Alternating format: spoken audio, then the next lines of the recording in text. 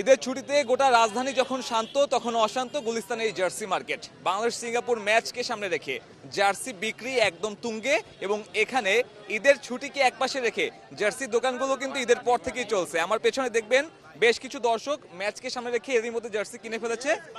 শুধুমাত্র কিনে ফেলেনি, এছাড়াও জার্সি বিক্রি কিন্তু এখনো চরম পর্যায়ে। কারণ আমি কয়েকটা দোকানের সাথে কথা বললাম, তারা বলেছেন যে এরকম বেচা বিক্রি ফিফা ওয়ার্ল্ড কাপের সময় আসলে হয় না বাংলাদেশের জার্সি নিয়ে যেমনটা হচ্ছে। কয়েকজন দর্শকের সঙ্গে কথা বলবো, সবাই জার্সি পরে আছেন।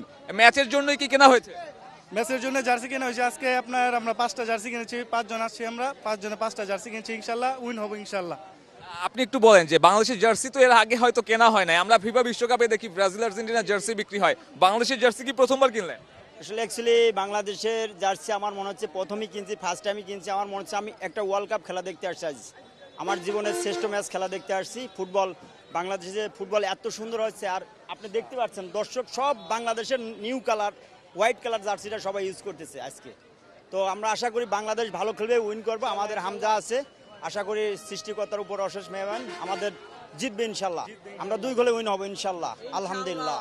আমি একটু জার্সি মার্কেটটা যদি আপনাকে দেখাই, এখানে দোকানে কিন্তু বেচা বিক্রি এখনো কমেনি। আমি যখন এই ভিডিওটি ধারণ করছি তখন প্রায় 2টা বেলা, তখনও কিন্তু জার্সির বিক্রির যে একটা ঢল, সেই ঢল কিন্তু থামেনি। আমি একজন দোকানের সাথে কথা বলবো, আপনাদের তো ঈদের ছুটিতে থাকার কথা, সেখান থেকে এসে এখন জার্সি বিক্রি করছেন, মানে কেমন দেখছেন দর্শক চাহিদা?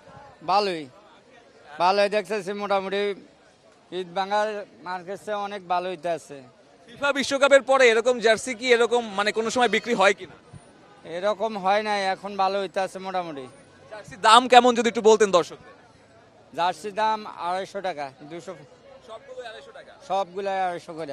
মাত্র 250 টাকায় বাংলাদেশের একটা জার্সি, এবং সেই জার্সি পরে আপনি খেলা দেখতে পারবেন। যদি খেলা দেখার টিকিট নাও পেয়ে থাকেন, তবে বিভিন্ন জায়গায় বড় পর্দায় দেখানো হবে খেলা, সেখান থেকে কিন্তু আপনি চাইলেই বাংলাদেশের জার্সি পরে বাংলাদেশকে সমর্থন করতে পারবেন। এবং বাংলাদেশ ফুটবলে এমন একটা চিত্র আসলে খুবই বিরল, কারণ আমরা যেমনটা দেখছিলাম ফুটবলে যে ভাটাটা শুরু হয়েছিল, সেই ভাটার পরে হামজা চৌধুরীদের হাত ধরে ফুটবলে যে বিপ্লব ঘটেছে, সেই বিপ্লব শুধুমাত্র টিকিটের ক্ষেত্রে নয়, সেই বিপ্লব কিন্তু জার্সির মার্কেটেও একটা প্রভাব ফেলেছে।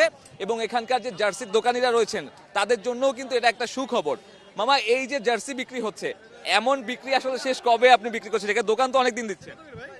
এরকম বিক্রি ফিফার বিশ্বকাপ ছাড়া আর হয় না। ফিফার বিশ্বকাপ এত দোকানদারি হয় না। এবার যেভাবে বেচা বিক্রি হইতেছে, একক শুধু বাংলাদেশে যাচ্ছে, ওই সময় তো আর্জেন্টিনার ব্রাজিল সব দল মিলাই বিক্রি হতো। এই যে গুলিস্তানে বসে আর্জেন্টিনা ব্রাজিলের জার্সি বিক্রি করাটা তো বেশি সুখের না, যখন লাল সবুজের জার্সি বিক্রি করতেছেন সেটা আরেকটু বেশি গর্ব করে। ঠিক আছে, হ্যাঁ, আমাদের নিজের দেশে জার্সি বিক্রি হইব, নিজের দেশ যদি বিশ্বকাপ খেলে, এটা আমাদের জন্য আরো গর্বের বিষয়।